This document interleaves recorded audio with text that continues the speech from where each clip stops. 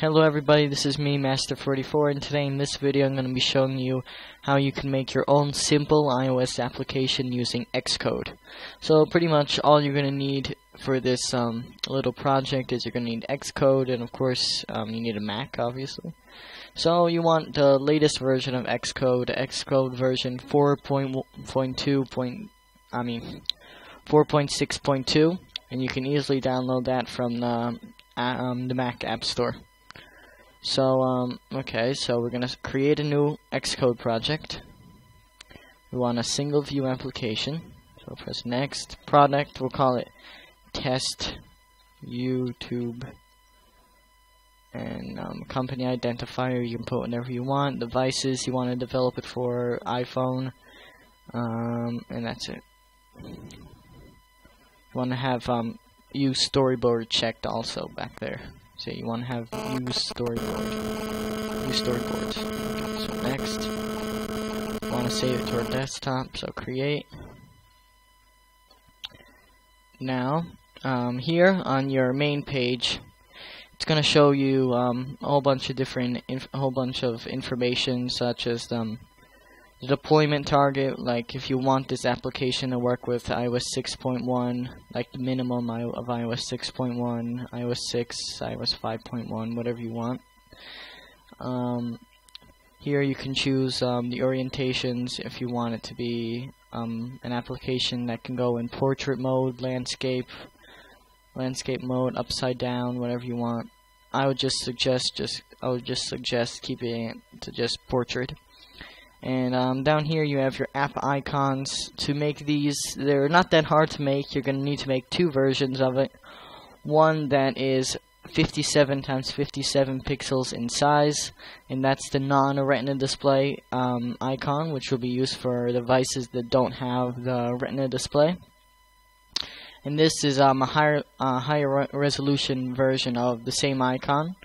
And it's 114 × 114 pixels in size. So you can use a whole bunch of different photo editing software to make these applications. Most people use Photoshop, but I use GIMP, which is an application that's free, and you can use that to make these icons. Of course, I'll be making another video explaining how to make your own icons. And also here, launcher images. This is pretty much the image that the iPhone displays when it's launching the application. So you have three versions of the same image. This is the non-retina display one. Here you can see the size. Over here you can see the retina display version of the image. And this is the 4-inch retina display, which would be for the iPhone. And the sizes, you can actually read them over here. Here, wait. Well, anyway. So let's go to the main storyboard. This is where we're going to be working on making our application. Now in this tutorial, this is just to make a simple application. So we're not going to be using any code. We're not going to be using any C++ or anything like that. We're just going to be making a simple application using different pages using the storyboard. So what you first want to do is just add like a title over here. You can add a navigation bar, a nav bar, whatever it's called. And you can also add text. Okay, text. You can also add images. Images, I actually found it it took me a while to figure out how to add images, but it's actually really simple. So if you just get an image, any image will work. Here, let's take the TechWay logo here, and to do that, to insert an image, you just take this and your image and place it over here. Finish. You can see Untitled 101, that's the image we just added. And now what we're going to do is we're going to add this image over here. This widget, whatever you want to call it, and you can size it to the size that you want for your application. Then you can just go up here to image, then Untitled 101, and there it is. There you have now you have successfully added an image. Now to add another page to your application, you just want to drag it in from over here.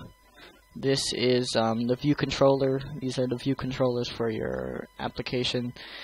What the storyboard is pretty much showing you is what your application would look like if you were to run it on your phone right now. And this is actually what it would look like right here.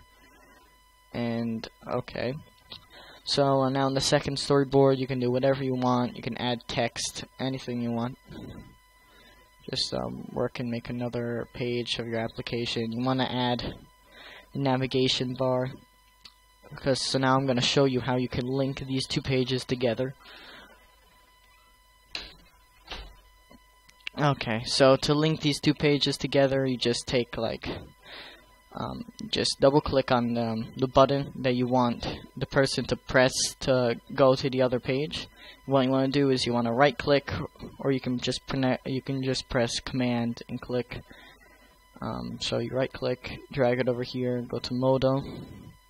Then you do the same for this icon over here, Modo, and here it shows you here it shows you some arrows explaining like the logical thing, like this button brings you to this page, this brings you to the other one. So that's pretty much how you would link two different pages together.